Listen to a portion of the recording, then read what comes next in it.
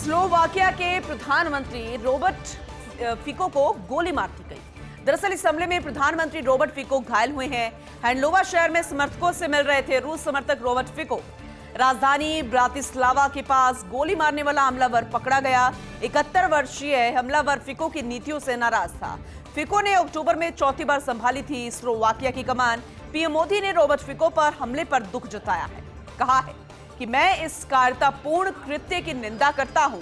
PM Fico के जल्दी स्वस्थ होने की मैं कामना करता हूं।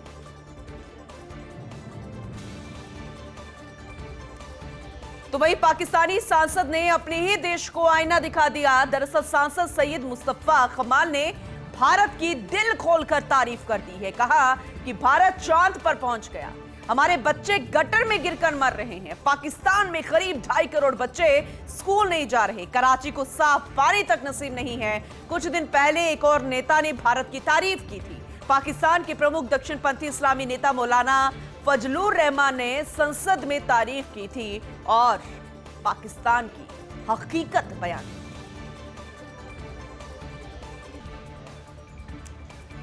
वहीं बाइडेन ट्रंप होंगे आमने सामने। जून और सितंबर में दोनों नेताओं के बीच बहस होगी। राष्ट्रपति चुनाव से पहले ट्रंप और बाइडेन दोनों ने बहस का निमंत्रण स्वीकार किया।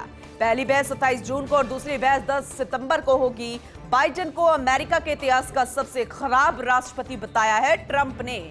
नवंबर में अमेरिका में राष्ट्रपति चुनाव होना है और उससे पहले इस तरीके की बातें, आरोप प्रत्यारोप जो है वो शुरू हो चुका है। बाइडेन ट्रंप आमने सामने। जून और सितंबर में दोनों ही नेताओं के बीच बहस होगी और ये बहस बेहद खास होगी। राष्ट्रपति चुनाव से पहले ट्रंप और बाइडेन दोनों ने बहस का निमंत्रण जो है वो स्वीकार कर लिया है। वहीं दूसरी तरफ देखा जाए तो पूरे राजस्थान में हीट वेव का टॉर्चर महसूस किया जा रहा है। 17-18 मई को पश्चिमी राजस्थान में तीव्र हीट वेव चलेगी, जानकारी मिल रही है।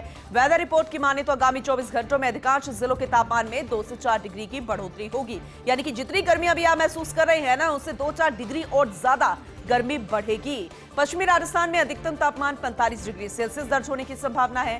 तापमान में बढ़ोतरी के साथ ही हीट वेव चलने की संभावना है। 17 मई से जोधपुर बीकानेर संभाग में तापमान 45 से 47 डिग्री के पार पहुंच सकता है। इस दौरान जोधपुर और बीकानेर संभाग में हीट वेव चलेगी। ऐसे में सिर्फ इतना ही कहना है कि आप अपना और अपनों का ध्यान जरूर रखिए। बहुत जरूरी हो तभी घर से बाहर। मॉनसून को लेकर खुशखबरी है कि इस बार समय से पहले ही मॉनसून आ जाएगा। इससे पहले हमने आपको खबर दिखाई कि हीट वेव जो है वो बरकरार रहेगी, बल्कि टेम्परेचर जो है वो उछाल मारेगा। लेकिन आपको ये भी बता दी, ये खुशखबरी आप सभी के लिए जो हीट वेव से परेशान है कि मॉनसून इस बार पहले ही आ रहा है। दक्षिण पश्चिम मॉनसून के 31 मई के आसपास केरल पहुंचने का अनुमान भारत मौसम विज्ञान विभाग यानी कि IMD ने इस बारे में जानकारी दी है। आमतौर पर केरल में मॉनसून की शुरुआत की सामान्य तारीख 1 जून होती है। 15 जुलाई के आसपास पूरे देश को मॉनसून कवर कर लेता है। मॉनसून के उत्तर की ओर बढ़ने पर चिलचिलाती गर्मी से राहत मिल सकती है। अल नीनो प्रणाली के कमजोर पड़ने पर नीना की स्थितियां बेहतर हुई है। तो ला नीना के कारण इस साल अच्छे मॉनसून के लिए स्थितियां बेहद अनुकूल है। तो उत्तर भारत में मॉनसून के 27 जून तक पहुंचने की उम्मीद जताई जा रही है, यानी कि वक्त से पहले मॉनसून, गर्मी से राहत। तो जैसे कि हम आपको जानकारी दे रहे हैं कि मॉनसून को लेकर खुशखबरी है। इस बार समय से पहले ही मॉनसून आ रहा है। दक्षिण पश्चिम मॉनसून के 31 मई के आसपास केरल पहुंचने का अनुमान। मॉनसून 19 मई को अंडमान सागर के साथ बंगाल की खाड़ी में प्रवेश करेगा। इसके बाद ही पूर्वोत्तर भारत में 25 मई को आगे बढ़ेगा। फिर उसके बाद महाराष्ट्र का रुख। मॉनसून की एंट्री 10 जून को होगी। वहीं 15 जून तक गुजरात, मध्य प्रदेश, छत्तीसगढ़, झारखंड और बिहार में मॉनसून की एंट्री हो सकती है। राजस्थान वालों को थोड़ा सा इंतजार करना होगा। दरअसल मॉनसून 20 से 25 जून के बीच उत्तर प्रदेश, हिमाचल प्रदेश, उत्तराखंड और कश्मीर में भी एंट्री कर सकता है।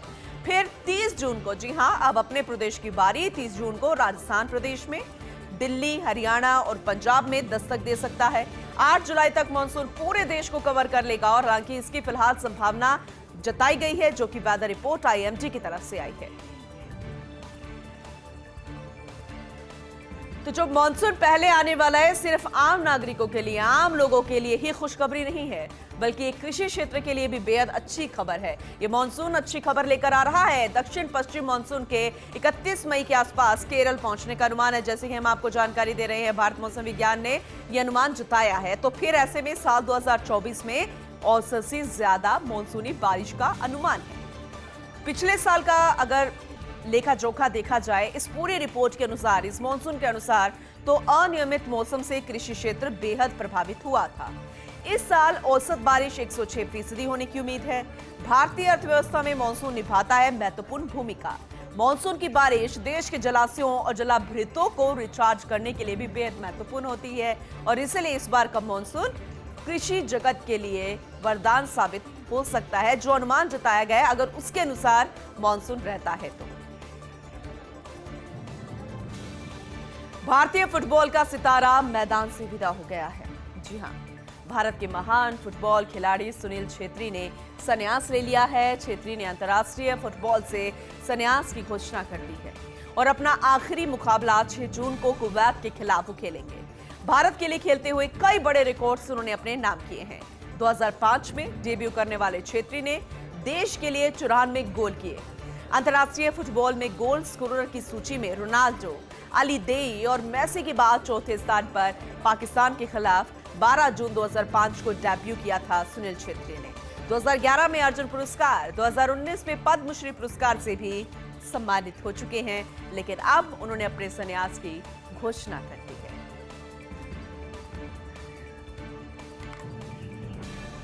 चलिए आगे बढ़ते हैं, जानकारी दे दें कि राजस्थान रॉयल्स को झटका। इस आईपीएल में राजस्थान की लगातार चौथी हार। कल पंजाब की टीम ने राजस्थान को 5 विकेट से शिकस्त दे दी। अस्थायी होम ग्राउंड गुवाहाटी में राजस्थान ने दिया 145 रन का लक्ष्य।